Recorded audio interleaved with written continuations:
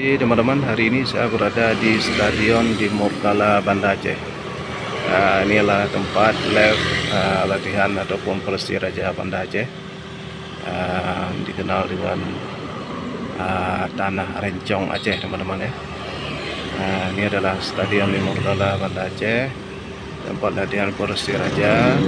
Adapun Stadion Harapan Bangsa berada di Long Raya, teman-teman ya. Jalan arah ke Nesu,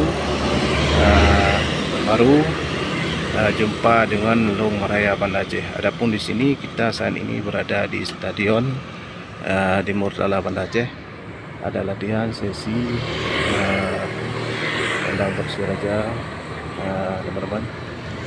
Kita lihat suasana Temayum yang sangat jernih sekali karena ada pepohonan yang hijau lebat.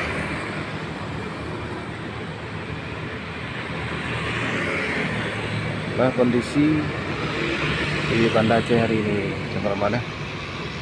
Oke teman-teman, bila bermanfaat tolong dibagikan diskusikan. Oh teman-teman, ada suara fluid di dalam, mungkin sedang latihan para Laskar Tanah Rencong